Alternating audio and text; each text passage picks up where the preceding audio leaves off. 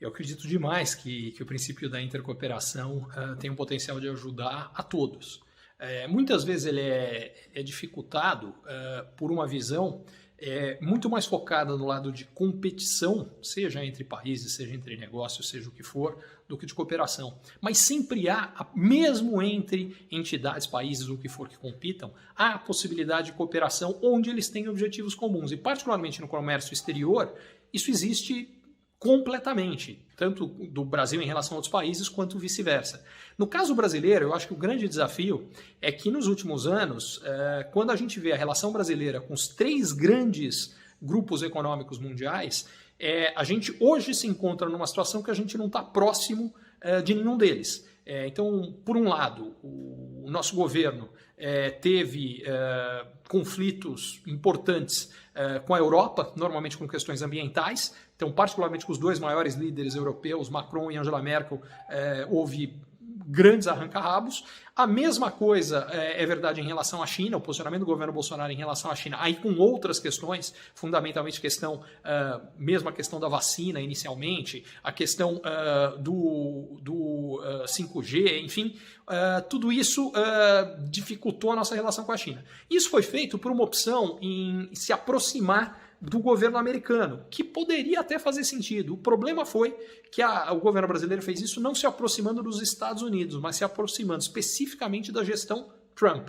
Quando Donald Trump perde a eleição, a relação brasileira também com os Estados Unidos ficou muito mais complicada. Então, a possibilidade... Primeiro, a gente deveria, sim, cooperar o máximo possível com todos esses outros países, aumentar o nosso fluxo comercial, nós sairíamos ganhando, eles também, porque há uma dependência mútua que seria benéfica a todos. Mas há uma dificuldade hoje geopolítica que, para ser sanada, vai ter que ter uma mudança, uma sinalização de mudança de postura por parte do governo brasileiro. Por exemplo, sinalização com relação à questão ambiental, e veja que eu disse sinalização, porque eu não vejo como um problema brasileiro que seja, ao contrário do que muita gente acha, não é de fato a política ambiental que o Brasil tem. Pelo contrário, entre os 10 países de território mais extenso do mundo, o Brasil é disparado o que protege uma maior parte do seu território e não deixa que ele seja usado para nenhum outro fim que não seja preservação. No caso brasileiro, são 66% do território,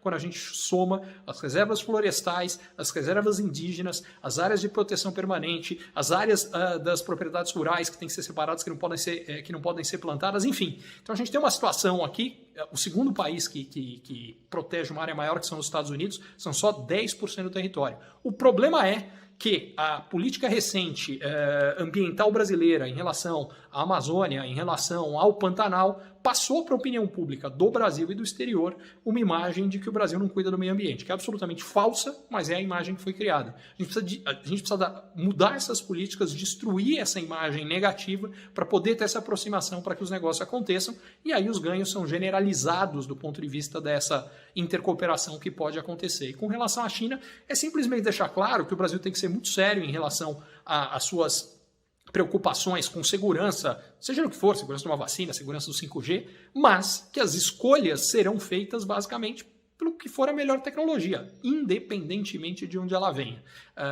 E isso, uma vez feito, possibilita também uma reaproximação com a China, que ajudaria muito para o comércio exterior brasileiro e particularmente para o agronegócio e para as cooperativas agrícolas brasileiras.